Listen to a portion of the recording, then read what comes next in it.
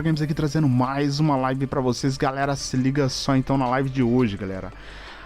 O Showcase Extend aí, Extend aí, a versão estendida aí do Showcase que vai acontecer agora, galera. É isso mesmo. Não estava previsto de eu transmitir esse evento, galera, porque provavelmente vai passar muitas das coisas que já passou lá no domingo, mas sei lá, pode ser que, quem sabe, não pinta alguma novidade aí. Se pintar alguma novidade, com certeza vai ter alguma novidade em alguma área que não foi falada. Mas eu fiquei pensando assim, cara, como a Xcloud não tá sendo o foco, o centro das atenções da Microsoft, vai que ela pode soltar algo aqui hoje. A gente viu que ontem e antes de ontem ela soltou coisa de cloud game, que no caso não tem exatamente a ver com a Xcloud, que é o caso do Game Pass dentro do GeForce Now. E saiu informação hoje também que eu vou trazer um vídeo mais tarde específico falando sobre o Game Pass, o Windows Stores com o Game Pass ali funcionando dentro do BOOSTEROID. Então, quem sabe ela não pode explicar um pouco mais sobre isso, tá? Nessa live, tá? E quem sabe não pode pintar outra coisa. Vamos aguardar. De qualquer forma, se não tiver nada disso, a gente vai ter aí mais coisas além do que a gente já viu aí naquelas gameplay de Starfield, de Forza Motorsport e algo a mais. Novidade eu tenho certeza que vai ter, só não sei se vai ser sobre a Xcloud, mas pelo menos sobre os jogos que vão estar na Xcloud, né, galera? Day One, que a gente sabe, Forza Motorsport, Starfield vão estar. Então, a gente vai transmitir aqui com aquele padrão. Olha, falta 10 minutos para começar, vamos assistir aí, e na medida que for surgindo novidade, a gente vai comentando aqui, beleza? Se você puder fortalecer essa live, como não estava programada, a galera não estava sabendo, e também é um dia de semana, então, muita gente está no trabalho, quem puder fortalecer aí com like, tá? Não vai te custar nada e vai ajudar a gente demais, deixa o like aí, fortalece, tá? E ajuda o YouTube a entregar essa live para mais pessoas, não estava programada, decidi transmitir agora mais de última hora, porque imaginando que pode ser que tenha alguma novidade aí. Então fortalece com like aí, caso você seja novo e não seja inscrito, se inscreve também nesse canal que a gente traz tudo aqui sobre Cloud Game, beleza? Então senta o dedo no like aí e se inscreve.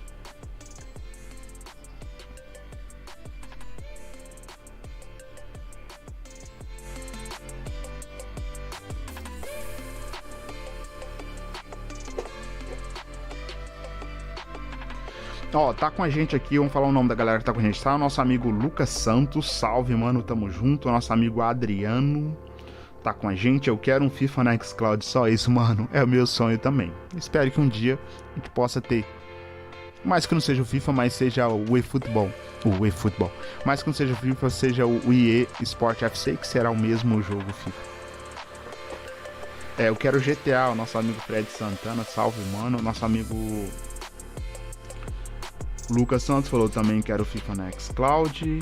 Nosso amigo Elisandro Ferreira depois faz um vídeo se dá para usar o Amazon Luna nas TVs Android. Mano, com certeza, porque o Amazon Luna ele funciona no stick. Para ele funcionar no stick, o stick da Amazon ele é sistema Android. Então deve dar sim para você usar ele. Se não der para usar nativamente, eu nem sei se o sistema da Amazon, o Fire Stick da Amazon é sistema Android, eu acho que é. Se for sistema Android, com certeza tem um app nativo. Eu sei que ele funciona no Fire Stick, agora eu não sei se ele, no caso, se ele funciona no sistema Android. Mas se não funcionar, tem como você baixar o APK. Você baixa o APK ou baixa um navegador que você vai conseguir jogar assim o Amazon Luna, beleza?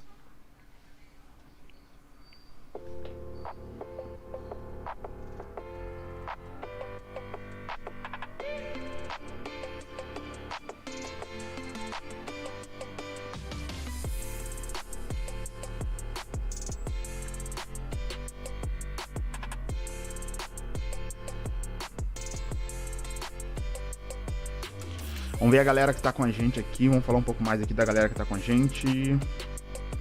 Nosso amigo Sorá, salve, mano. Seja bem-vindo. Nossa amiga Thais Silva, boa tarde. Tem um tempão que não aparece por aqui, tá de volta. Boosteroid ou GeForce Now? Qual desses é melhor? Então, Thais Silva, ontem mesmo eu respondi essa pergunta para um inscrito do canal. Ele disse que estava querendo assinar outro Cloud Game que não fosse Xcloud e perguntou Boosteroid ou GeForce Now. Se você quer qualidade, quer uma experiência praticamente nativa de um console ou de um PC, a qualidade vai de GeForce Now. Agora, se você quer jogar outros jogos que de repente você já até tenha comprado na Steam ou na Epic, quer ter mais opções de jogos, mais que você tem que comprar, no GeForce Now também você vai ter que comprar, vai de BOOSTEROID. BOOSTEROID tem o FIFA, tem os jogos, muitos jogos da Sony, como God of War, Spider-Man. Então, quer mais opções de jogo, vai de BOOSTEROID. Quer mais qualidade, vai de GeForce Now. Tomara que chegue a Xcloud. Nosso amigo Gabriel Ítalo tá com a gente. Carlos Silva queria que lançasse a função de comprar jogos. Mano, essa vai ser a top, porque muita gente tá pedindo FIFA, tá pedindo o GTA, mas simplesmente se a gente pedir a opção de comprar jogos, provavelmente, claro que vão ser jogos selecionados, mas tem muita chance de estar ali nessa lista GTA, Red Dead Redemption 2 e o FIFA para você comprar, e já vai estar de bom tamanho.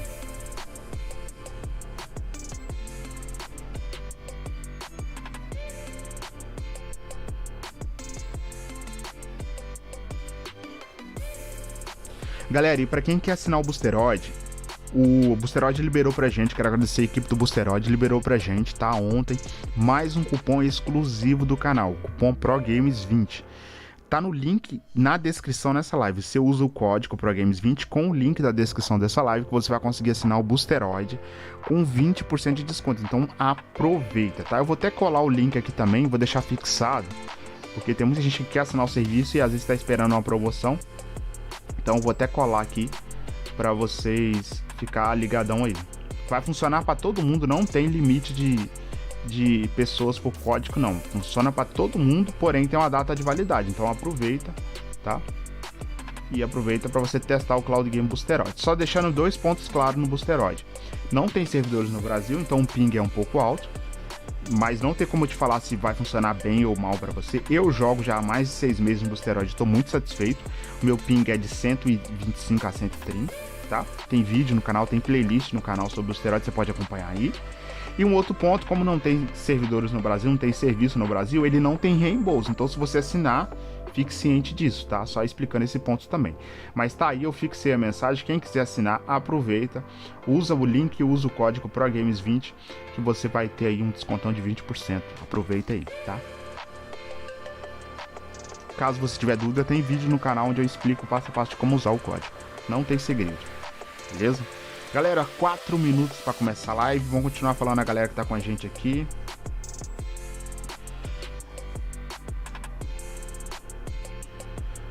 Nosso amigo Alessandro Ferreira, tentei vários navegadores, mas na TV Android não tá funcionando, no celular funciona. Ele tá falando do Amazon Luna.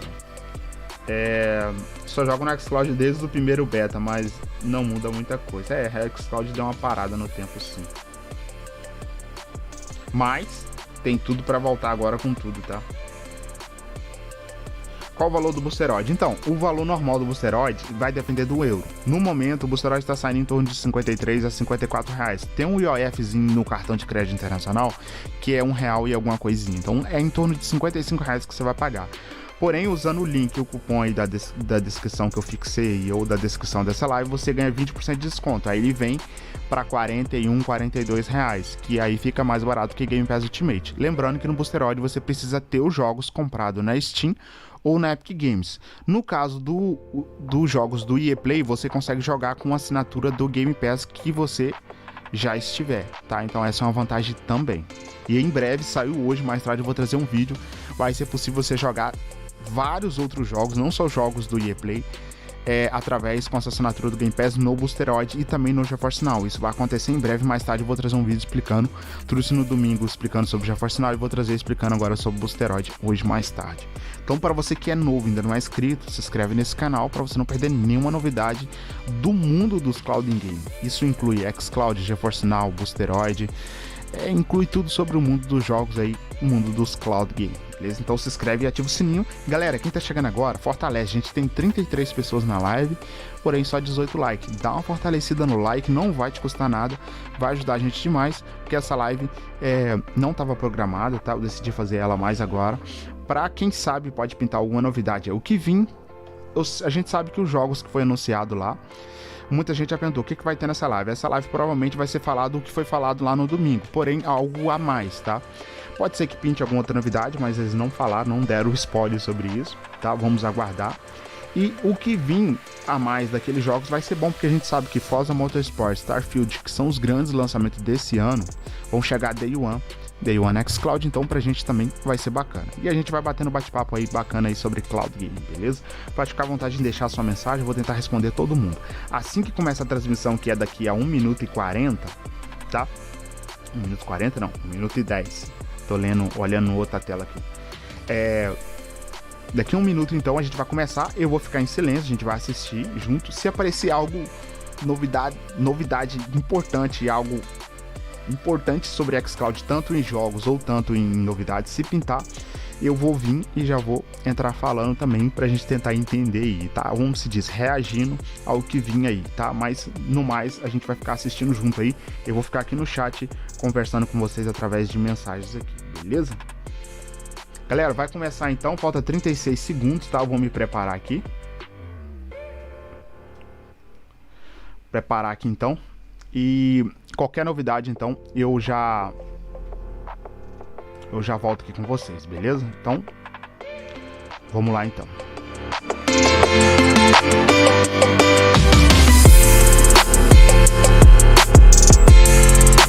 Já eu volto. Já eu volto então, galera.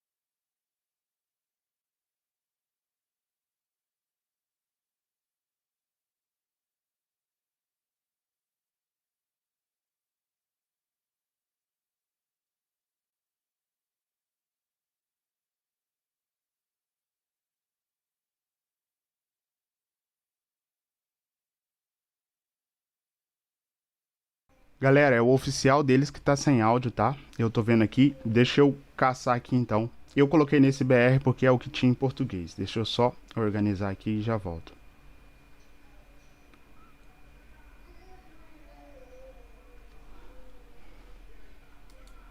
Galera, o oficial deles não tá sem áudio, tá? Eu tô vendo aqui.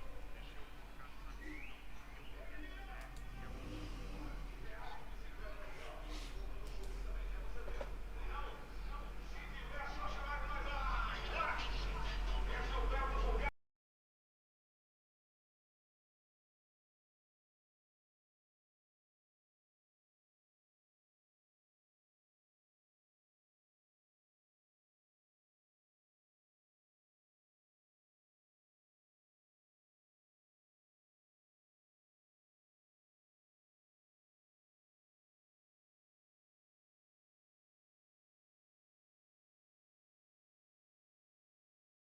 A location where you as a player, as a mercenary, you can obtain unique cyberware and weapons, things that you cannot find anywhere in this world. Dogtown is a part of Night City, but has its own Galera, tá aí agora. Eu peguei do site do Xbox oficial agora, tá? NCPD, attracting all kinds of eccentrics and dangerous characters. Radical mods, June. Never seen anything like that on a non-maelstromer. You mean this? Ain't seen nothing yet. Check this out. Or this here. We have put a lot of work into making the world feel more alive. O problema, Scenes, secrets to find, Easter eggs. galera, é que não tem em português a legenda, tá? Por isso que eu peguei do BR. Eu vou tentar ver. Assim que o BR voltar lá o áudio, provavelmente eles vão perceber que tá sem áudio. E aí eu volto pro... Enquanto isso, vamos assistindo em inglês aqui mesmo, beleza? A legenda. Who rules Dogtown of an iron fist. You've come to the right place. NCPD, gang wars, not in Dogtown. Taxes, who the needs them? In Dogtown, I keep your business safe as long as you abide by my rules. A really nice guy, as you can see. I thought so. The black market also is a place where you can find new illegal weapons and goods. They are some of the most powerful items in the world, but are often much more dangerous to use. A new cyberware capacity system, which leads you to push your body to the limit and gives you new abilities to deliver more thrilling gameplay experiences, like the air dash or the ability to see the enemies through the walls, or change your appearance to lose the heat. The Barghest is the authorities of Dogtown, and they are more dangerous than NCPD. When you as a player commit crimes in Dogtown, they are the guys who are going to chase you. We have completely overhauled the police system. Police actions are more believable, dynamic, and diverse. The team has been working passionately to deliver you more deeper and meaningful experience, and I really cannot wait for you to find out more this September. See you in Dogtown.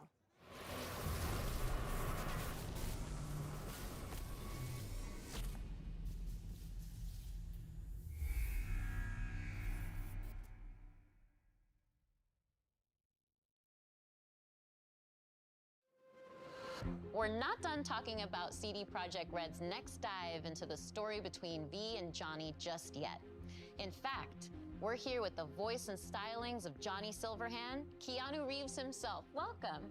Thank you. It's a pleasure to be here. Likewise. Well, Phantom Liberty introduces us to an entirely new location in Night City. It's called Dogtown. It's this devastated place. It's controlled by a militia.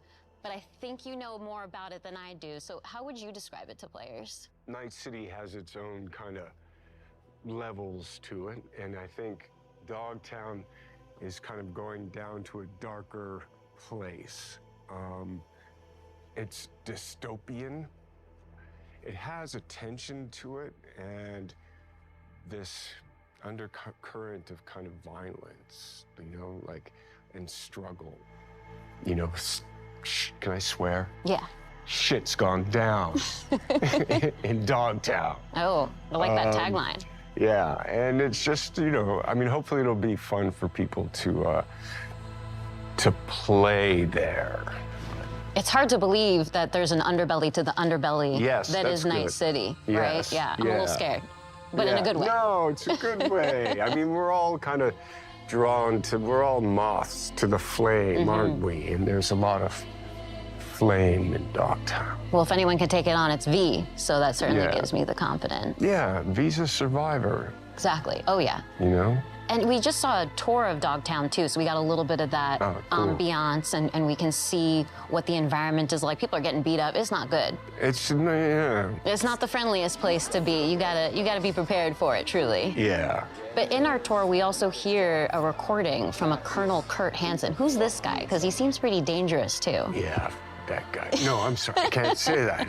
My inner Johnny came out. I think that's good. You know, we know the tone now. Yeah. Galera, segundo que eles resolveram o problema do áudio no BR, eu vou colocar porque facilita por causa da legenda em português, tá? Só um instante. I could see that. I mean, Night City in general is the kind of place that breeds that kind of character. Yeah. Let's take a step back. Let's talk about Johnny.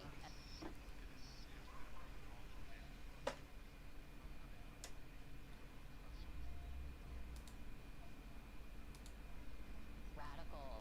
We've seen that in Cyberpunk 2077 in the Man campaign, but as we get to know him, he's got a sensitive side too. He can actually be quite caring. That's what makes it so much. Prontinho, galera, tá aí, bora lá assistir. And he's a little grumpy, and he has a right to be. He's been used, he's been abused, he's been abandoned, and I think that through that kind of hardness of his outside, there is a vulnerability to him, and I think what's great about it is I get to play that character in so many different ways, and so the range of it is cool.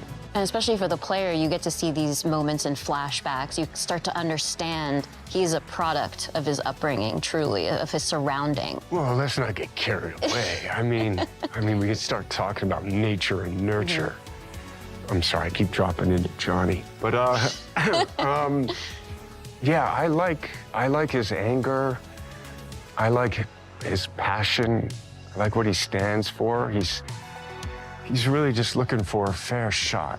And I love that he's kind of going through music, that there's an artist side to him. And, you know, I got some great speeches.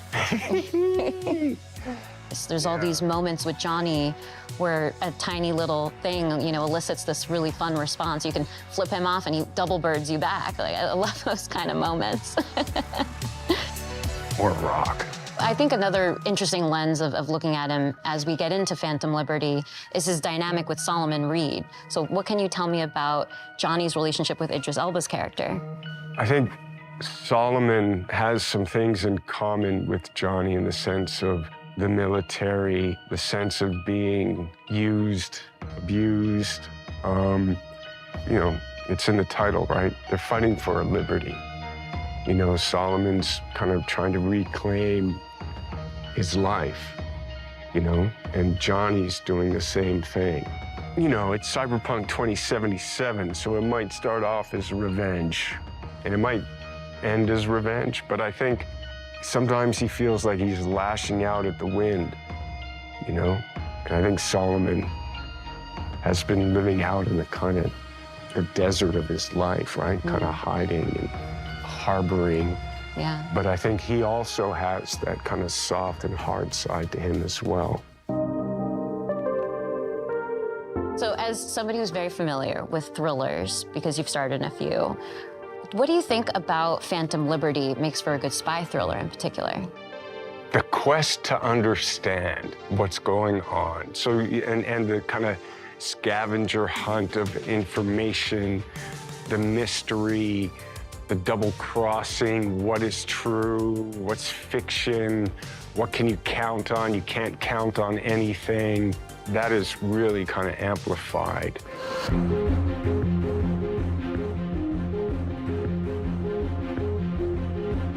Well, thank you so much for coming out to another Xbox presentation. You've got a lot of fans out there in the Xbox community, so I think I can speak for all of us in saying we really appreciate you showing up here today. Oh, well, thank you. But before I close things out, Yeah. well, before I close things out, I'd love your help here, Keanu. How do you think Johnny would end this interview right now? Well, there's a lot of ways you could do that. But, Tina, Pleasure to meet you. Oh, is that how Johnny would do it? Yeah. Oh, thank you, Johnny. Nice to see such you. a pleasure to have you. I thought you were going to kick down the camera or something, so. No, you see, he's respectful. You know, you're a good egg. Oh, thank you. You too. Yeah. And I'll see you out there again soon.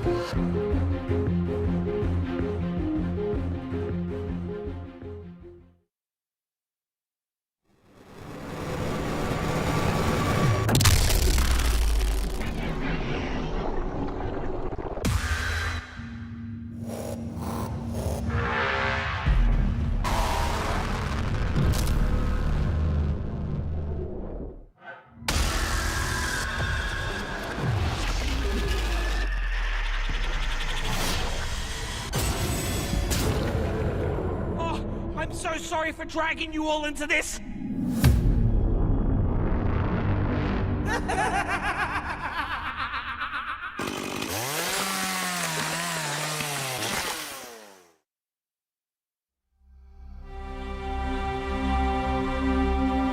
The world you think you live in doesn't exist. It's a pantomime. Theater. And if you get a glimpse behind the scenery, the stagecraft, you'll discover nothing but darkness. And once perceived, it will swallow you whole.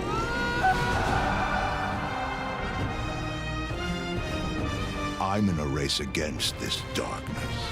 A race to locate an ancient ruin, a tower of unspeakable power.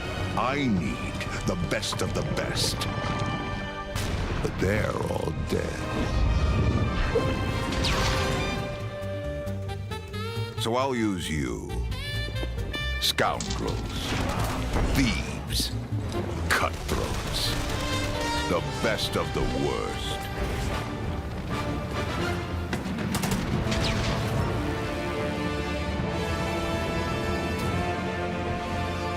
Oh, come now. Try not to look so glum.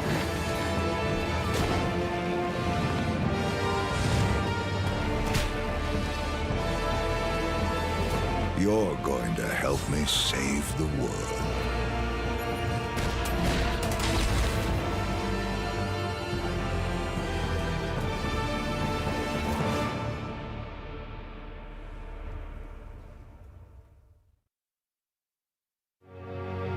When it comes to RPG studios, Obsidian Entertainment is among the very best. From Fallout New Vegas and The Outer Worlds to Star Wars Knights of the Old Republic 2 and Pentiment, Obsidian games have placed their stamp on the genre.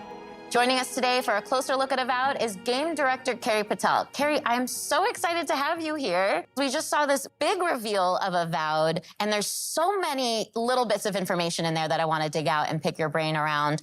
But before we get into all that, I'm assuming that you don't need to have played Pillars 1 or 2 to really get into Avowed. You're absolutely right. You don't need to have played Pillars 1 or 2. You can come to the world of Avowed fresh. We want this to be a welcoming experience to new players. But if you are a returning fan, there are some recognizable tidbits. For people who have played Pillars 1 or 2, can you tease any more of just those general connections to the universe? And no major spoilers, of course. Yeah. There are a couple returning characters that players might recognize from Deadfire in particular. Players who have played the original games will recognize some of the parts of the world and some of the factions. The Adiran Empire plays pretty heavily into the world of Avowed, so all of that will be familiar to returning players. We do start to see some of that Pillars universe now in the Avowed setting, which is really exciting, and it's looking amazing so far. But can you confirm one thing for me? Are we still in Eora? We're still in Eora, and specifically we're in a region called the Living Lands. So again, returning Pillars fans will recognize the Living Lands as this otherworldly frontier. It's very remote. It's relatively unknown. It's this very dramatic landscape full of all of these different valleys with these unique biomes and creatures, just a really unique visual perspective. And it's a wonderful frontiersy spot that's set for adventure. There's a lot that's undiscovered, and so that's the part of Eora that we're introducing players to in Avowed. And we also see a character talking to us in the trailer. He seems like he might be a companion, because that would be a very Obsidian thing to do. So what's going on with that?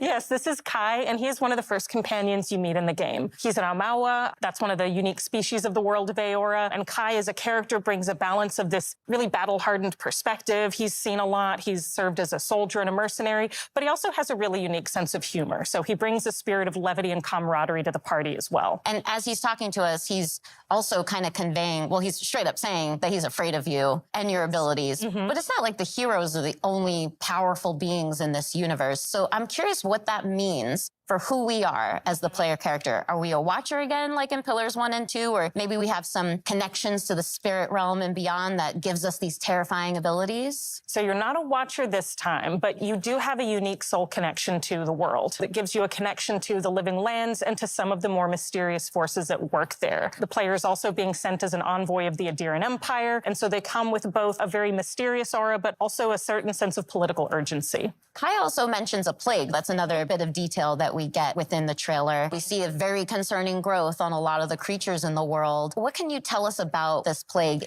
I can't say too much just yet, except that it is a unique soul plague that is devouring the living lands, and part of the player's mission in being sent here is to investigate and try to stop it. We also saw a lot of combat in the trailer, and we see dual-wielding pistols, we see spells, we see swords, we see just a ton of abilities. A lot that actually is really reminiscent of the Pillars universe, too. But those were isometric, top-down view games, and Avowed as a first-person game. So how did the team approach that same kind of fantasy combat, but in the first person for Avowed? So we wanted to take that same depth and breadth of play styles and combat abilities and player fantasies, where you can play someone who's very magically attuned, more traditional fighter or ranger, and really invest in whatever play style is most appealing to you personally. We wanted to take that depth and breadth and translate it into a first-person experience, where you can feel the visceral nature of the attacks, feel the dynamism and the momentum of those attacks as you're executing them, and that means including a range of options like, as you noted, dual-wielding pistols, which is one of my favorites because you don't see that often in fantasy RPGs, but also traditional sword and board, a whole host of magical abilities, a lot of things that'll be both a little bit familiar but hopefully new to players as well. And I've got one more question for you, because I know the audience is going to want to know this one, but just how big is this game? So it's going to be roughly comparable to something like Knights of the Old Republic 2 or The Outer Worlds. It is set up as a series of interconnected open zones that players can explore at their own pace. You can invest in discovering every nook and cranny in the world, discovering every secret, finding every side quest, meeting every character, or you can have a much more focused experience. And it's really up to players and how much time they want to spend in the living lands, but I'm hopeful that they're going to spend a lot of time with us once Avowed releases. Well, count me in as one of those players, because I definitely want to read and hear every line of dialogue, everything everyone has to tell me, and discover every inch of the living lands. Well, thank you again so much for being here, Carrie. This has been so insightful and fun. Thank you, Tina. This has been a pleasure. That was just a taste of what you can expect from Obsidian Entertainment when Avowed lands next year on Xbox, PC, and Game Pass.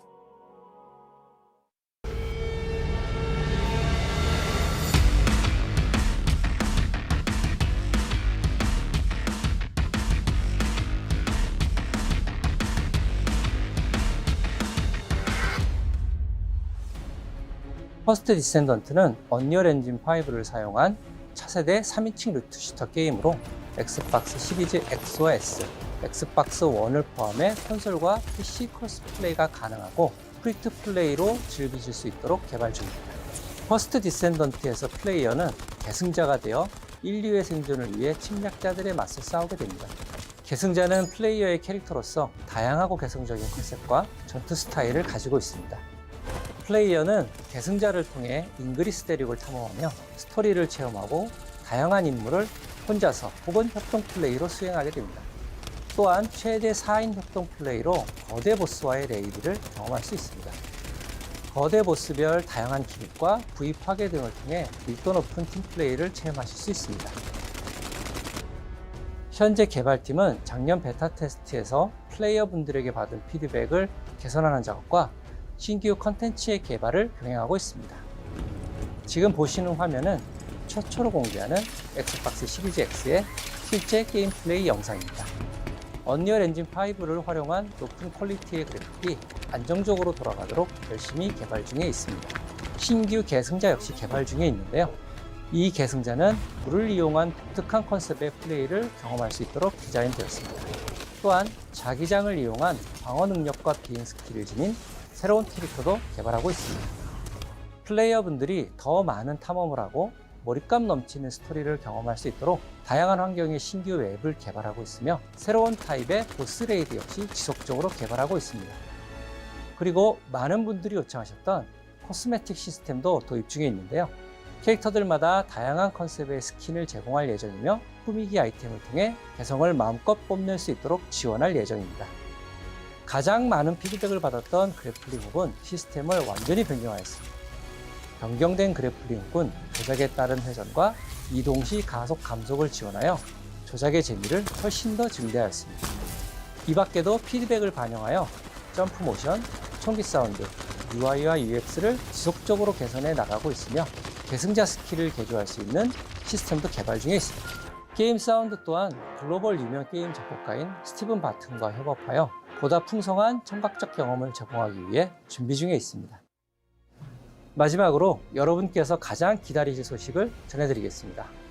현재 저희는 연내 출시를 목표로 하고 있으며 그에 앞서 8월 엑스박스 시리즈 X와 S를 포함한 콘솔과 PC에서 크로스플레이 베타 테스트를 진행할 예정입니다. 베타 테스트는 8월 22일부터 8월 28일까지 일주일간 진행되며 오늘부터 공식 홈페이지를 통해 신청하실 수 있으니 플레이어분들의 많은 참여를 부탁드리겠습니다. Be the first descendant.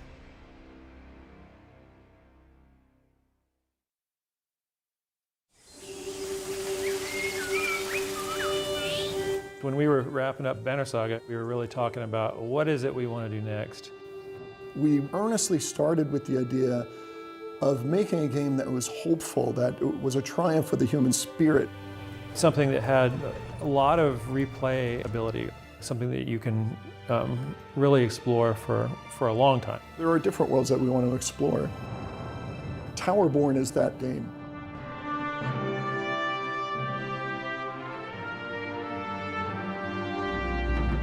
Towerborn is a fast-paced action RPG. It's a co-op game. You can play it online. You can play it on a couch with your friends and family. Everybody's moving through the world map together. As the players move out, they start breadcrumbing the storyline that is being told here.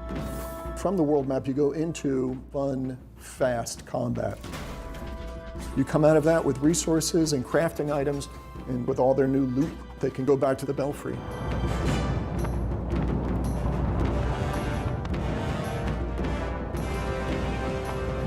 The Belfry is the player's safe haven and humanity's safe haven. The player can customize their appearance, their loadout, talk to all these different NPCs. The world itself is a mix of 3D and 2D. We definitely wanted to have that kind of beautiful background that you see in animated movies.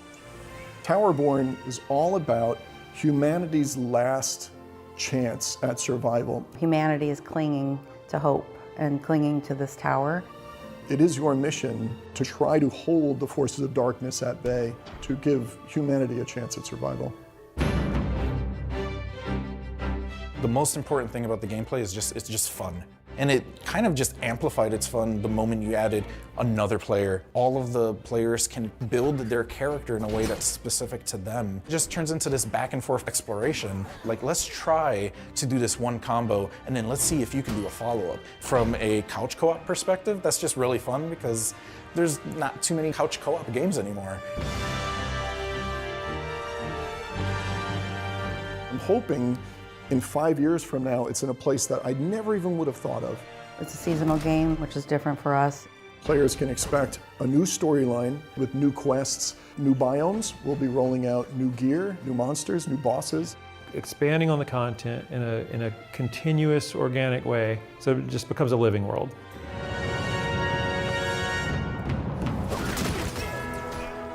When we started Stoic, we decided, let's just make games that we feel strongly about and we want to play. We had to find the right relationship with a publisher, and I think we found that with Xbox. They've enabled us to make the game that we want to make here. I earnestly cannot wait for the community to see the game that we're rolling out here. Towerborn is, I really believe, something unique.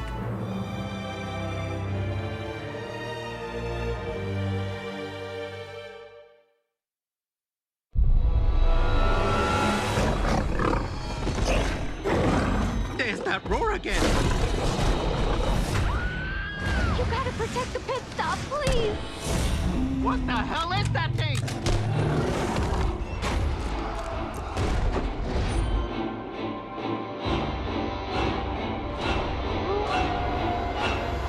Invaders, down!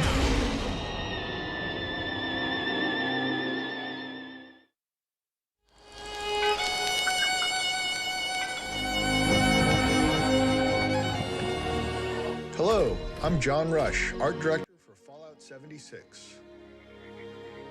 I hope you enjoyed the world premiere of the trailer for our Once in a Blue Moon update coming June 20th, free to play for anyone who owns Fallout 76. The blue moon has risen over the hills of Appalachia, bringing with it a ton of great new content for players. That includes new cryptids like the Blue Devil and Ogwa to threaten the progress of the Blue Ridge Caravan Company. We've also got 2 new public events, both of which give you a chance to earn caravan and cryptid-themed rewards. Defend the Middle Mountain pit stop from waves of monstrous creatures in safe and sound. And thwart a horde of crazed cultists and beasts of burden. With Season 13, we've also got a new scoreboard called Shoot for the Stars, which celebrates the stars of the silver screen and gives you a chance to earn cinema-themed rewards.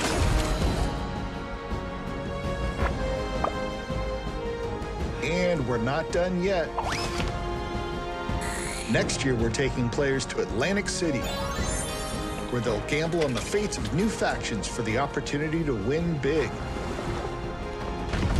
Do your part in helping the Blue Ridge Caravan Company and earn rewards along the way. Once in a Blue Moon is coming June 20th. Appalachia is coming at ya. We'll see you there.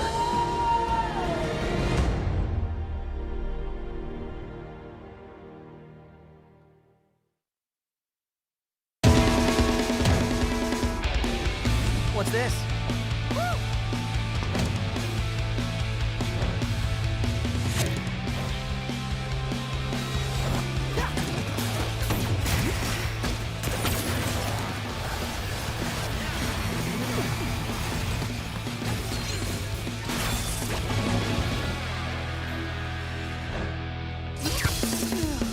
What happened now?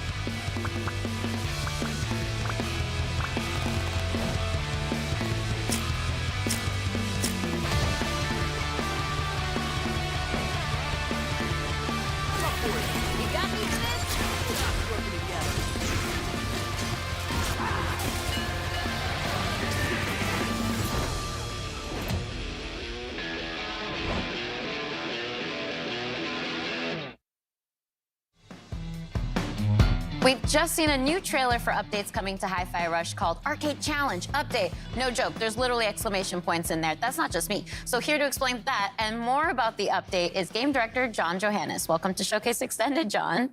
Really glad to be here. Exclamation points? They have to be in there. Yeah.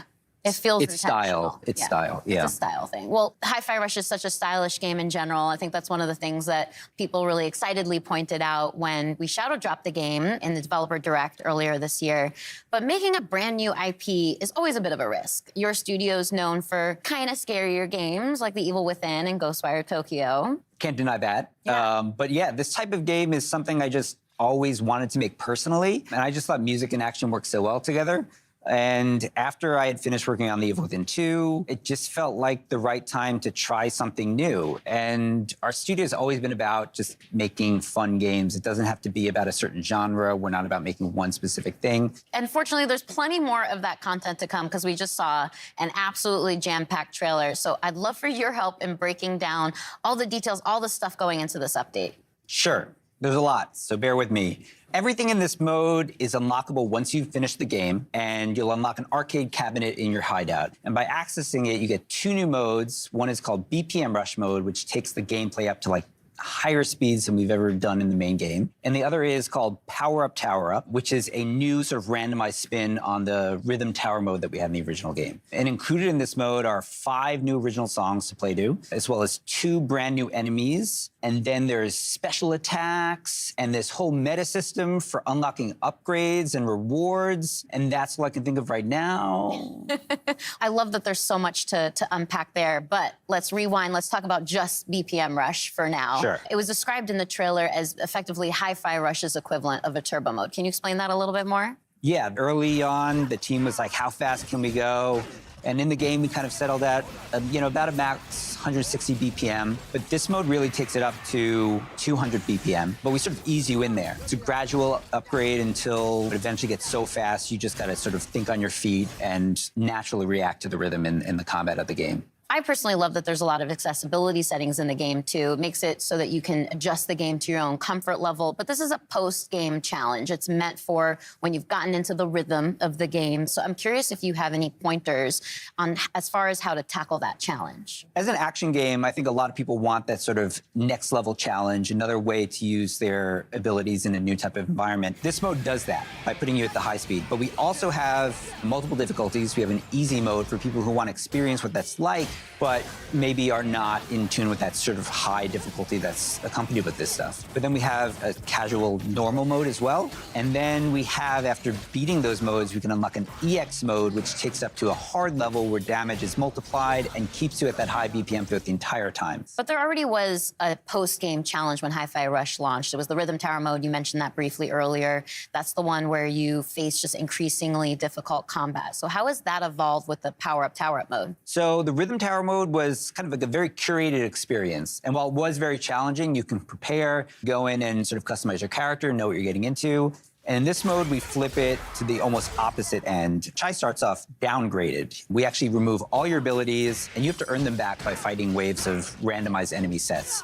And after every wave of enemies, you get to choose from a series of power-ups that can gradually increase your stats. Each of these upgrades comes with either bonus or negative modifiers as well to the gameplay, so you can take more risks or less risks depending on which upgrades you pick. And again, those upgrades are randomized each level, so you really kind of have to have an understanding of the systems and not quite master them, but have a good grasp if you want to go in and come out on top. Well, as I mentioned earlier, it was a really packed trailer. There was a lot of information in there. It's a chonky update. So what else have you got for us? Because I feel like there's more on the table there. Yeah, so by playing in the 2 modes, you unlock these rewards through these challenges that are connected to these 2 modes. And in those rewards are things like accessories for Chai and new costumes for Chai 808, and even as well as fan favorite Corsica.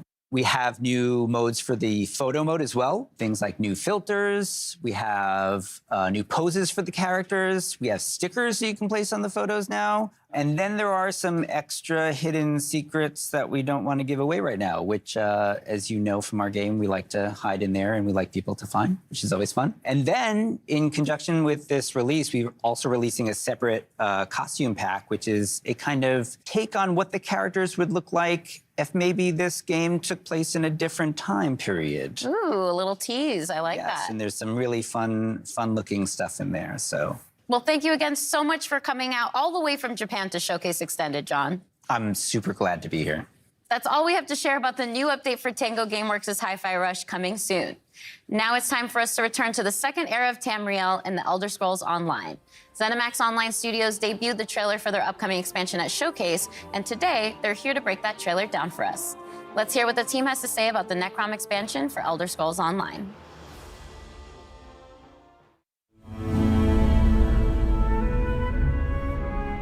Hey everyone, thank you so much for watching the Xbox Showcase. I'm Rich Lambert, the Creative Director on Elder Scrolls Online. And I'm CJ Greb, I'm the Project Art Director for Elder Scrolls Online. One of the really interesting things about Elder Scrolls Online is it's different than really any other game out there. It's not your typical level-gated world. Go anywhere, you can explore in any order you want to. You really can hop in at any moment, play with anybody, can play any part of the game. And any story. And of course, I mean, we're on Xbox Game Pass, you know, the biggest open world RPG on Xbox. And if you're at all a fan of Elder Scrolls, you can go places that you maybe have never gone before in an Elder Scrolls game, and do right? things that you've never been able to do. There's so many different activities to participate in. You know, housing. We've got lore hunting and antiquities, right? There's the dungeons and the trials.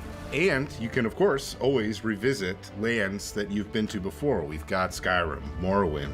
Yeah, and they're different times. You know, we're almost 1,000 years in the past. Come in by yourself, come in with friends, but don't worry that you're ever not going to have something to do, because there are adventures everywhere you go. Everywhere. We had an awesome trailer during the showcase. Necrom, Hermaeus Mora. Yeah. What's it all about, Rich? Hermaeus Mora is this Daedric god of knowledge. He's not good, he's not evil. He is just focused on cataloging the world and collecting everything he possibly can to study. And what you kind of see in the trailer is Mora kind of always on guard, always looking over and watching what's kind of going on. And you get to see some nostalgia in there as well from the Dragonborn DLC in Skyrim with the yellow-green skies. The vast inky sea, the stacks of books. I'll still never forget the first time you showed us the initial concepts for everything made out of books. And I remember looking at that going, oh my God, how are we gonna do this? Like, how is this gonna run? And we always try to honor the past, right? Because when we go back to areas that people who play Elder Scrolls games have played, they know these lands. We want them to feel like they're coming home, right? But we have the chance to add a little into the mix. The art team was able to really play with kind of cool, unique monsters. Yeah, we were given some great places to go for new monsters in the zone. We were looking at making a creature that would kind of freeze you in terror as soon as you saw it, and a creature that has a deeper connection to the overall story of the zone.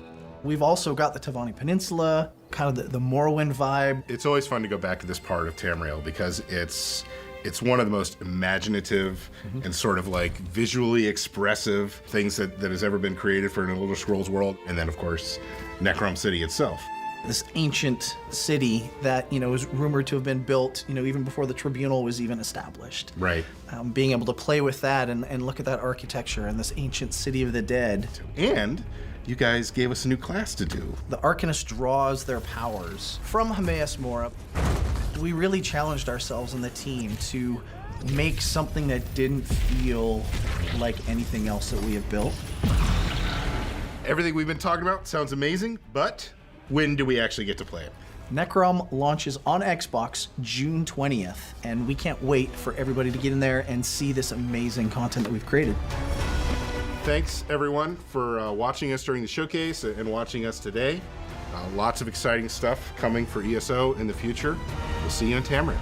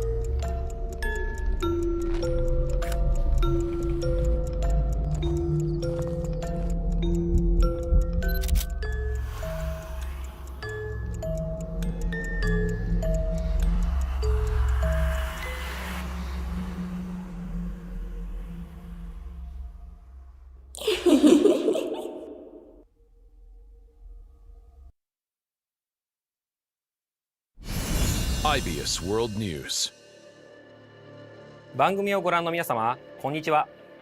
エグゾプライマルディレクターの平岡です。まずはじめに、3月に開催しました第1回オープンベータテストに多くのエグゾファイターの皆様にご参加いただきました。アンケートや SNS を通じてたくさんのフィードバックをいただいております。今後の開発に活用させていただきます。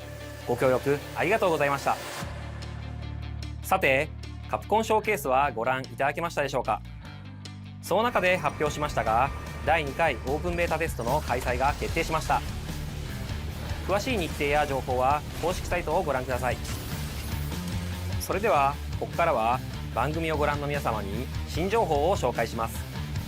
まずはサベージガントレットという新たなモードです。サベージガントレットは内容が毎週切り替わる特別なミッションに5人で挑み、世界中のファイターとクリアタイムを競うというモードになっています。ディノサバイバルとは違い、出現する恐竜やフィールドが遊ぶたびには変化せず、全世界のプレイヤーが同じ内容のミッションに挑みます。今回は恐竜が出現する位置にあらかじめトリプルスレッドを設置しています。出現してきたらこのようにスカイウェーブのグラビトンケージと合わせて起爆、一網打尽にできました。ミッションは画面上部に表示されている恐竜の討伐なのですが、サベージガントレットでは目標以外の恐竜が出現することが少なくありません。もちろん討伐せずに無視することもできますが、ミッション達成の妨げになる可能性があります。倒すか倒さないかはプレイヤーの作戦次第です。目標を達成したら次のミッションへ。ゲームの流れはディノサバイバルと同じなのですんなり遊べると思います。何やら次のミッションに備えてエグゾスーツを着替えているようですね。なるほど、スナイパーの予想が離れた位置に多く出現するのでビジラントに着替えたようですね。フレームネオソーも出現するのでフロストロックで動きを止めて集中攻撃のチャンスも作り出せますね。また一列に並んだ恐竜もブレードで足止めしてから倒す作戦のようです。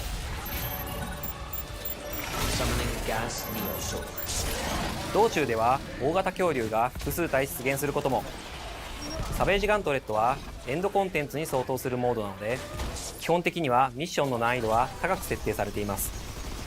モジュールの強化、組み合わせはもちろん、チームメンバーのスーツ構成などよく考えて挑んでみてください。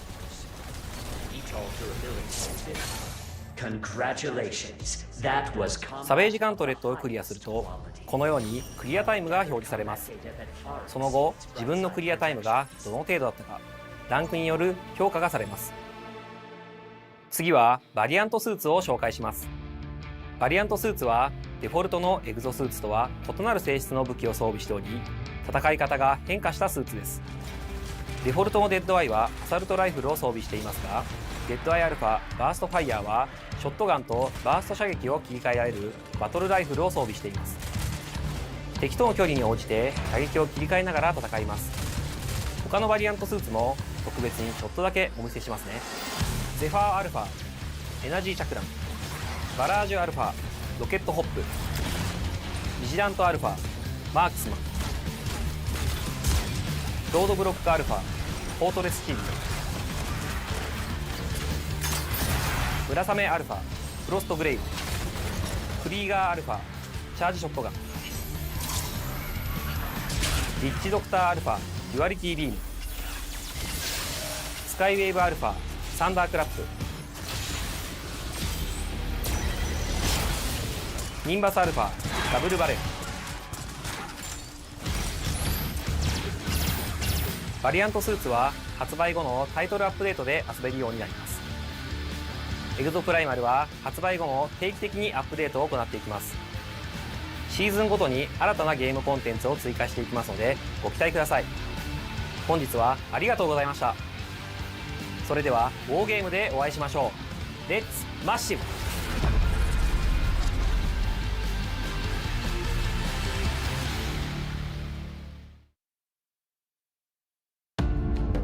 It's great to see the dedication from the team at Capcom and how they're building Exoprimal in partnership with the community.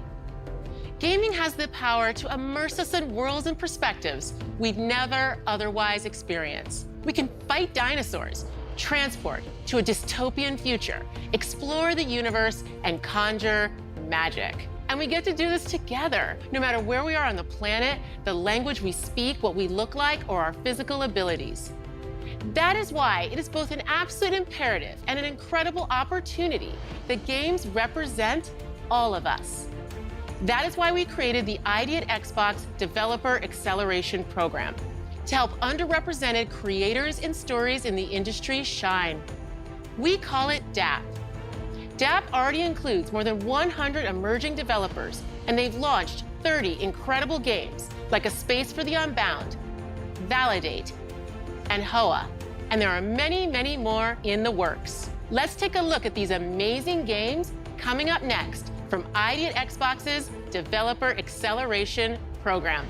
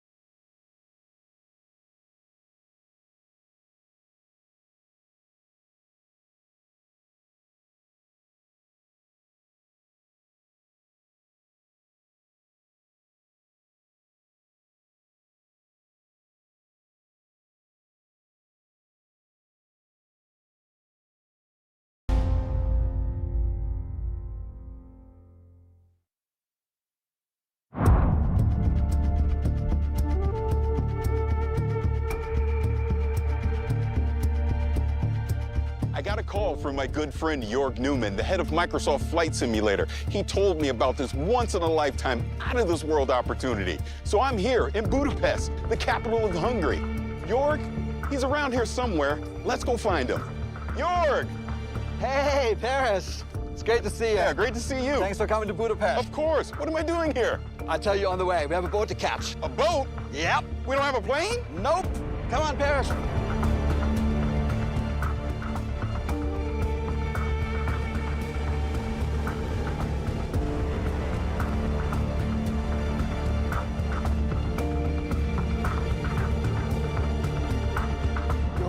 What is this place? What kind of aircraft are you storing in here? Ha, dude, it's much cooler than that. All right, Paris, are you ready for this? You know I'm ready for this. All right, let's go.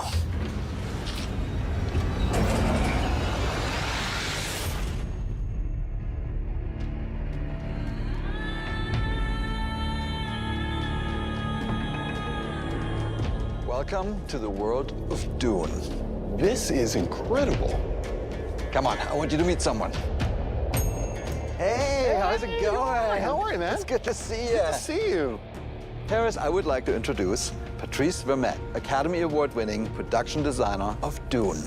It is very nice to meet you. I'm a huge fan of Dune. Now, Patrice, can you tell me, what is this place? Well, this is the warehouse where we actually keep most of the props and the set deck elements that we used on Dune Part 1 and Part 2.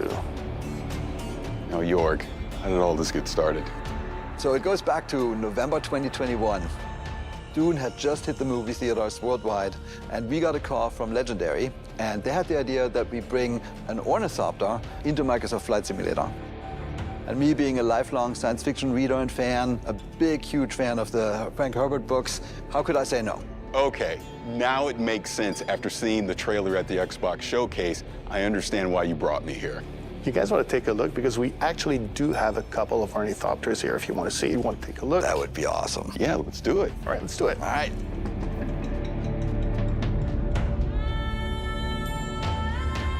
Look at this. It's a one-on-one real-sized ornithopter. It's amazing. Sure, thank you. Denis likes things to be plausible, so that's why they were built to look military, rugged, and stealth. Now, here's the most important question. Were they built to fly? Funny you mentioned, because I've been asked that question on a couple of occasions. No, they don't fly. They are heavy, they're 11 tons. So Jorg, you had to get this working in the game. How did you do this in Flight Sim? Yeah, it was actually interesting. So in general, ornithopters can fly and do fly. This particular one, given that it weighs 11 tons, that's going to be a little bit harder, specifically because it's not really doing the ornithopter bird flap. It does oscillation of the blades. And we currently don't have the material science to get the thrust and the lift. But on Arrakis, I think this is absolutely possible. And in Flight Sim, we made it work. Patrice, we're here. Can we go in? Absolutely. All right, let's do it.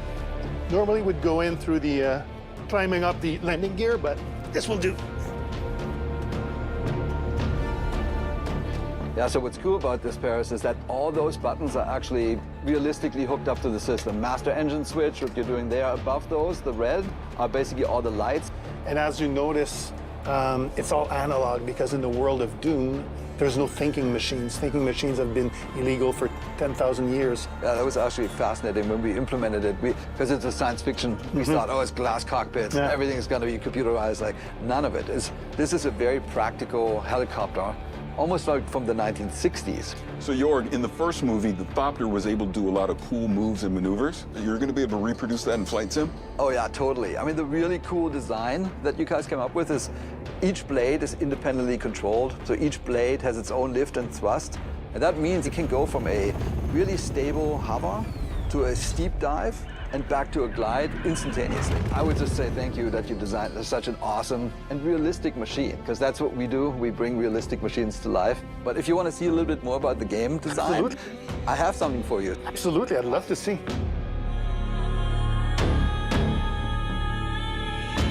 All right, so the setup for this expansion is that you are a Atreides pilot on Arrakis flying an ornithopter. Here is what we built. We basically built this section of Arrakis. Here's the capital city of Arkeen. Here's the botanical garden, we have that as well.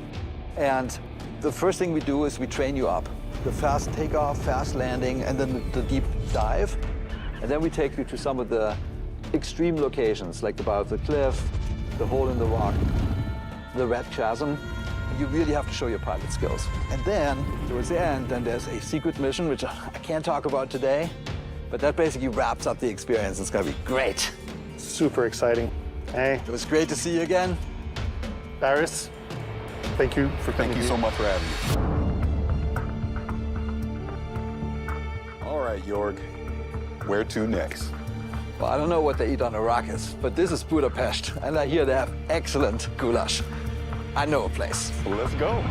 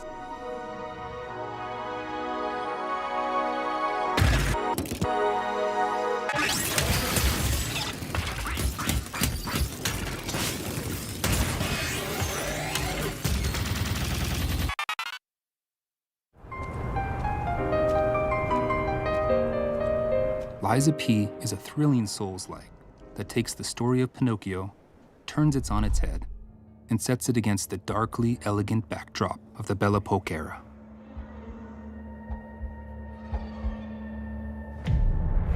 Finally, we meet. You are awakened by a mysterious voice. Can you hear me? You must adapt yourself and your weapons to face untold horrors, untangle the unfathomable secrets of the city's elites, and choose whether to confront predicaments with the truth or weave lies to overcome them on the journey to find yourself. You are able to create your own weapon through the combination of these blades and handles. Galera, esse aí é Day 1 no Game Pass, hein? Se liga aí, hein? Respective appearances, performances, attack motions, and patterns. Each and every blade and handle has its distinctive Fable Arts. Fable Arts is a special combat skill that can be casted by consuming Fable slots. Fable slots can be charged again through combat. Select your own special skills to vanquish your enemies. The Legion arm is a prosthetic on P's left arm. The Legion arm can exhibit special abilities by consuming the Legion gauge, providing you an eclectic combat experience. So, puppets are all there are? I highly doubt that. You'll have to face all sorts of monsters, puppets only being one of them. You're not quite done yet. Bone-chilling bosses await you.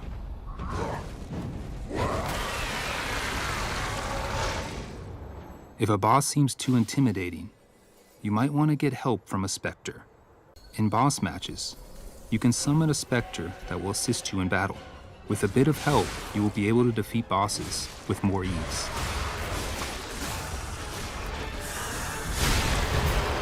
The P organ is a system that allows you to upgrade your character. Use quartz to optimize P to your liking. Within the P organ, you can select which slots to unlock depending on your preference.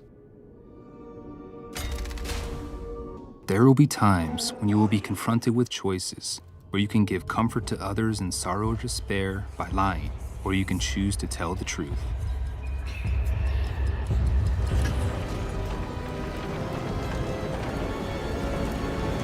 Carve your own path.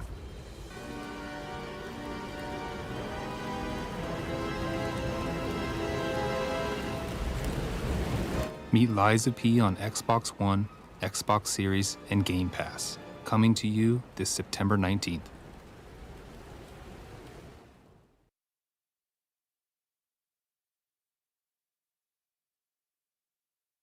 At the heart of Hellblade is our ambition to sink you into Senua's world. Galera, 19 de setembro, mais um jogo top aí chegando na Xcloud Day 1 em setembro. One key method of achieving this is our use of performance.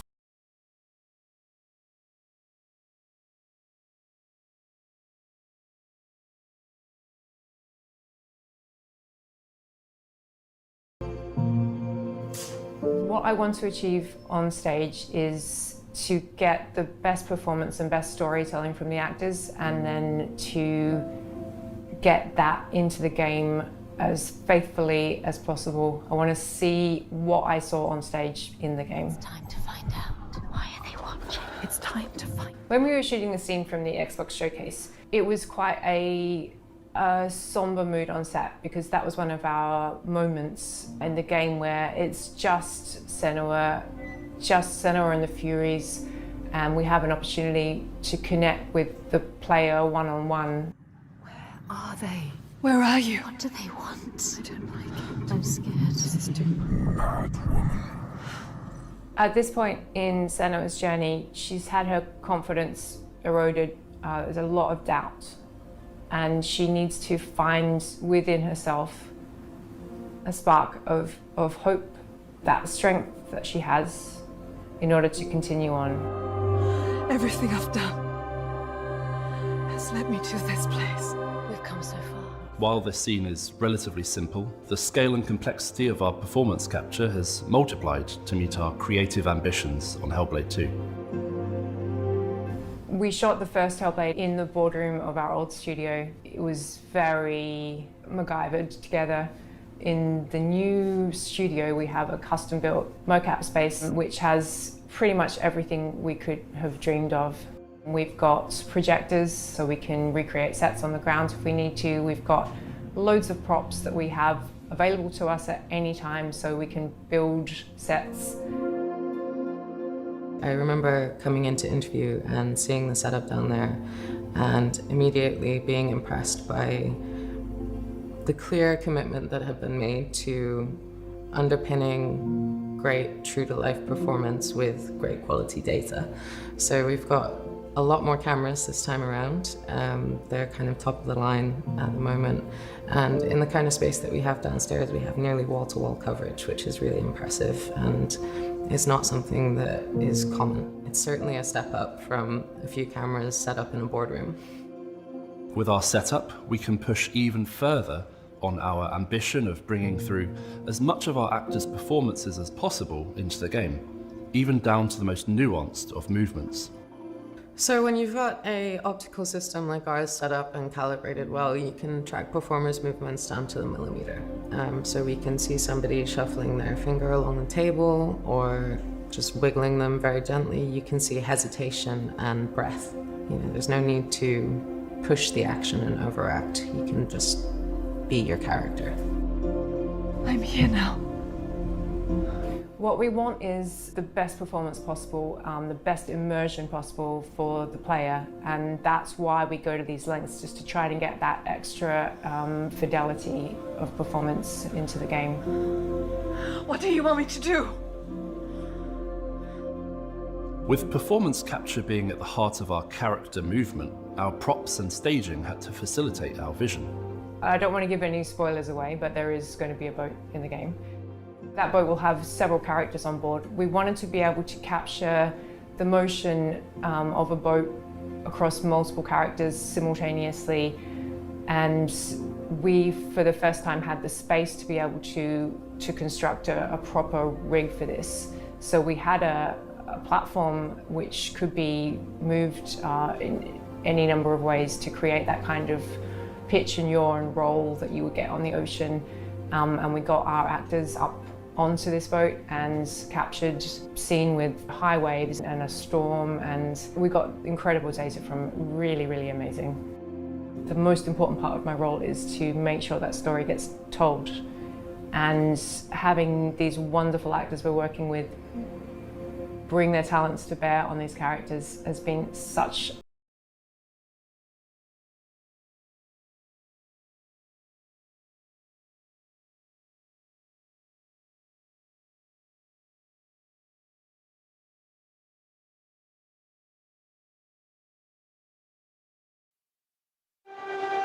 My name's Larry Herb, Xbox's Major Nelson. Welcome to FanFest. I'm excited to be here. Here we go. Let's roll that video.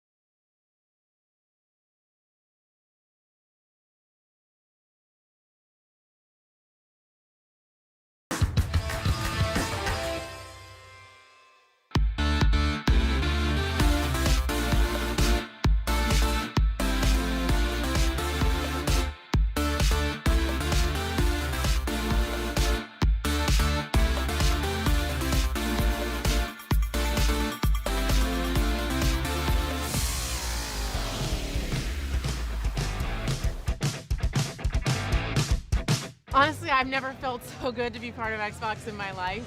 I'm just wandering around, I've been talking to people, and everybody is so excited about what's to come. We really put a lot of emphasis on empowering creative risk, and then there's so much excitement for what we're going to be able to deliver going into 2024, and even games in 2024 that we haven't talked about yet. So our mission, our strategy is to bring the joy of gaming to everybody, no matter where they want to play, how they want to play. And I just feel, you know, a real responsibility, a real privilege, excitement that we get to be the ones to build those games that are going to be at the center of no matter what we do.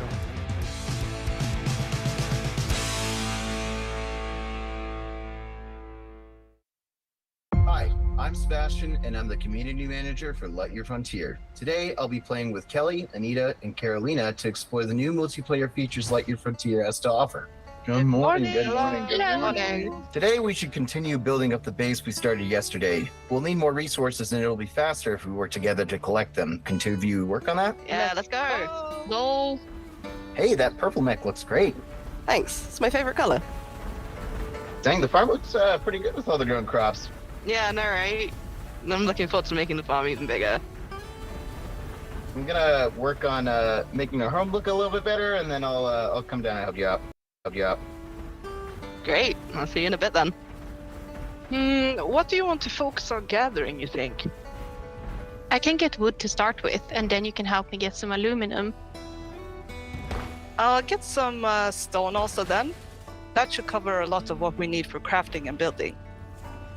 Once we've finished, let's head back and help with the buildings. Resupply to the rescue! How's it going up there? I think I've got a good idea of what I want things to look like from up here. Nice. Oh, there's so many good choices. I know, right? Oof. But I think that looks good. Can't wait to see it. There are loads of aluminium here. They're actually pretty strong, so we can do it faster if we both drill.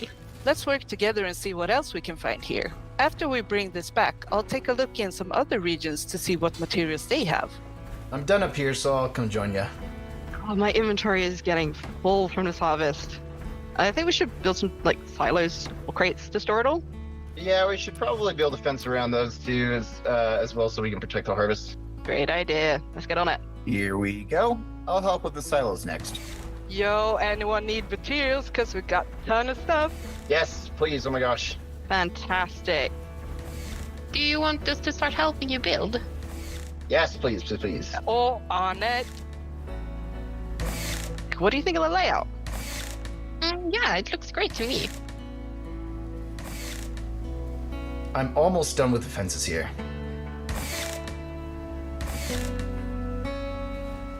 Hey, everyone! I was going for more materials and I found some ruins over there. Really? Jump in your mechs and come see this.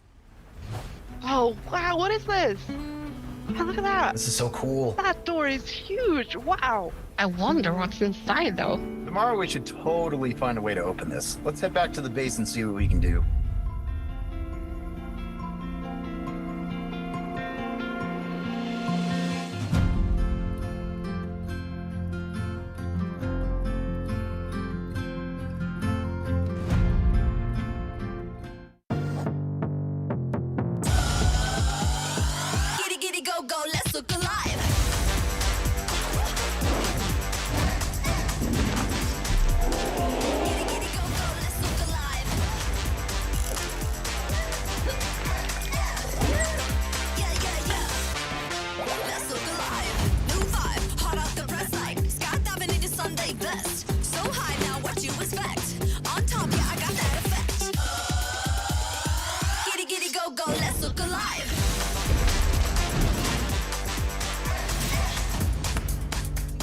Just follow my instructions. Giddy, giddy, go, go, let's look alive.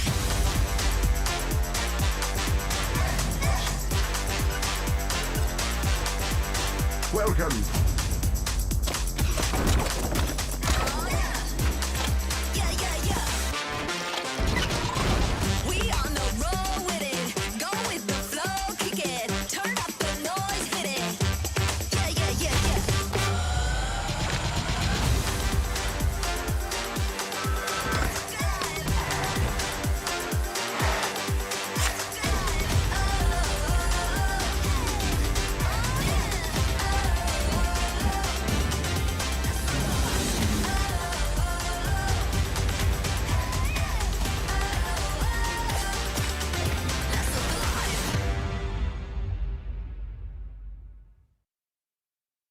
Every year in our showcase, there's one game that kind of pops for me, something I'm very interested in. This year, we got to announce 33 Immortals from Thunder Lotus. And I'm here now with Stefan and Will to walk through a demo of the game, which I've never played before. First time. We have 33 people online, incredibly excited about this. So we're going to jump in? All right, let's jump in and start playing. 33 Immortals is a co-op action roguelike for 33 players. You play a damned soul who must rebel against God's final judgment. So there are 3 of us here today on stage, 3 upstairs, and 27 people joining us from Montreal in the studio. Hi, everyone. And we are ready. That's us. Everybody's spawning in. That's us. This is 33-player multiplayer. Yeah. Not a normal number of characters for a multiplayer game. Yeah. How did you come up with 33 players? We were searching for a significant number where we can all play on the screen. Yeah. We stay together on the screen, so 33 felt good. 32 felt good. But as the game is inspired by the Divine Comedy, the medieval poem from Dante Alighieri, written in the 14th century. And this poem has 3 sections: Inferno, Purgatorio, Paradiso. Each section has 33 chapters. And so we say, oh, let's do 33 players. I love it. 33 Immortals. And I love what you said, Will, that when you guys started this game, there weren't even 33 people at the studio, so you didn't have enough people in the studio to fill out the full roster of the game. Yeah. It's just such an awesome point. It's a challenge. It's a challenge when you're trying to do that. I love it. Okay, so no 2 runs are the same. We're actually spawning in a different position, a different situation. We are in the cemetery. If you hold the left trigger, the world map is going to show up. And we can see that we are 33 right now, actually, in Inferno, but we are scattered around the world. Oh, we're not all in the same place. Yeah, because we all have to complete torture chambers. Got it. To make the game progress. Okay. And we are located at the southwest of Inferno. Yeah. And so the closest torture chambers is to the east. Okay. So let's go there. Got it. Okay, let's continue down south towards the first torture chambers. This one, I have a good feeling for it. The soundtrack, what's going on? The music's kind of cool. Thank you. This is Max LL, who's actually done the music on all of our games. And you're in Montreal? We are in Montreal, yes. Close to one of our XGS studios in Compulsion. Yes. It's also in Showcase. Yes. I love the community of game creators in Montreal. Absolutely. It's always important to be well surrounded and all that, so. We didn't talk about your first game, Spiritfarer. Yeah. I thought it was fantastic. Thank you, yeah. It was great. Now, as you can see, this is not Spiritfarer. No, but like, how do you think about that from a studio standpoint, having such, I mean, Well, I would say they're stylized games, but outside of that, very different games. We're not worried about, genre. Our goal is really to just try and make unique, immersive, creative experiences that players love and that they want to play for. Awesome, I love that. Yeah. This guy who's getting out of my comfort zone sometimes. Okay. All right. What do we do? So we have completed a torture chamber, so we have achieved a first step in... I got left behind, is what you're saying. Defying God, yeah. Oh, they're back on us. Whoa. Well, we gotta face the wrath of God.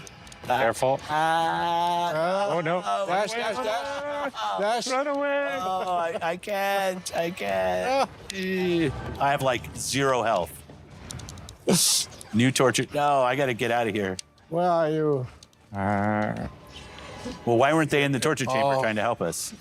Okay. Okay, these range... God is getting angry. Yeah. Whoa. We're getting hammered right now. Okay. Come on. Okay, here's a guy. Can you revive me? Yeah. Just stop moving. That's good.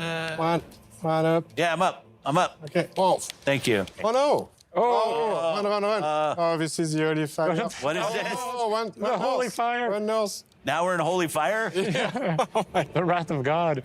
Okay, I'm ahead of it. Okay, so we unlock the Ascension battle. So that's the last battle. Here, can we get this? Can people jump in my heels? Yeah.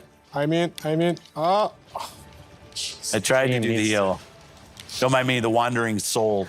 Save me, please. I'm like a zombie. Maybe someone... Did I mention I'd never played before? Oh, no, I died too. Oh, my. Oh. Okay, hopefully the team can carry us. Hopefully we are not alone. There's a lot of enemies in this small space. Gonna try to not move. Okay. Don't move, and hopefully someone is going to be able to revive you. Okay, good. Oh, I'm in. I'm up. I'm in. Okay. Okay. Back. Okay, I'm back. Yeah, thank you. So this is the last step. I think it's my last All step. right. Okay. Yeah. We did it? Yeah, we did it. Yeah. Well, yeah, we did it. Yeah. Yeah. So now we've ascended. Yeah. That was first chapter of first book. Is that how I should think about it? Yeah. It's the first world, so it's Inferno. Yeah. Yeah, each region has its whole big set of challenges and everything. And this is all on the map. And its final boss fight. That's what this is. Well, since we've basically come through unscathed so far, this should be easy.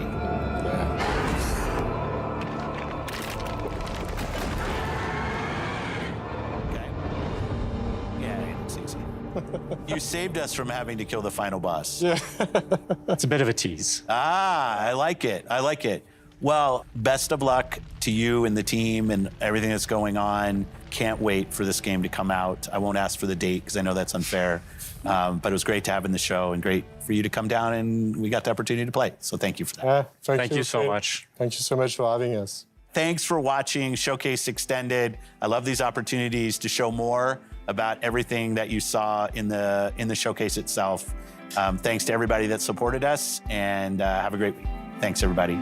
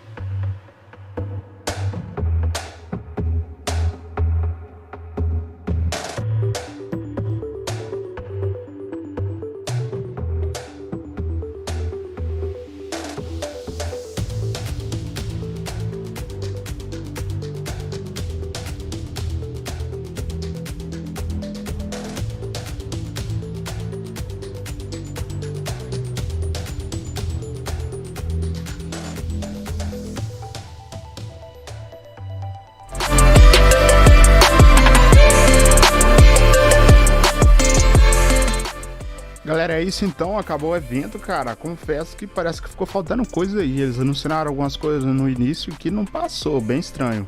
O Forza mesmo, a gente não teve nada de Forza Motorsport, bem estranho. Não teve nada de Fable, tá? E realmente, não sei o que houve não, mas o evento acabou, galera, é isso. Não teve muitos jogos que não foi falado no domingo, mas muitos jogos indies, tá? Então não foi muito lá aquelas coisas não, mas teve muita coisa nova que não passou no domingo, tá? Mas de qualquer forma, como eu falei, chegou o que vim, você não tá pagando nada mais, nada menos, tá valendo, entendeu? Vamos aguardar agora pra frente, galera. Tá surgindo um rumor aí, um boato. Deixa eu pausar aqui. Tá surgindo um boato, um rumor aí, galera, que tá surgindo um boato, um rumor aí que a compra da Activision Blizzard pode ser aí, como se diz, finalizada aí na próxima semana, tá? Então vamos aguardar. Se isso acontecer, aí assim a gente vai ter, como se diz, a gente vai ter aí uma abertura das portas aí pra Xcloud, porque a gente sabe que o que tá travando é isso, entendeu? Não tem outra coisa que não esteja travando a Xcloud, entendeu? Então, é isso, galera. A gente vai encerrar por aqui. Qualquer mais novidade que sair no site do Xbox, costuma eles acabar assim, sair novidade lá. Vou até conferir aqui.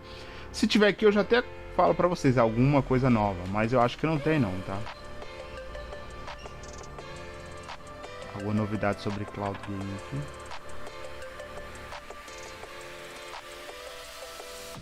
Sobre Cloud Game ainda não. Qualquer novidade a mais tarde eu vou trazer um vídeo falando sobre o BOOSTEROID, da parceria agora com o Game Pass, tá? Então, aí eu falo mais a respeito do Game Pass funcionando no BOOSTEROID. Beleza, galera? Eu vou ficando por aqui. Valeu demais quem acompanhou o evento. Tamo junto sempre. Um abração e até a próxima. Valeu demais. Fui!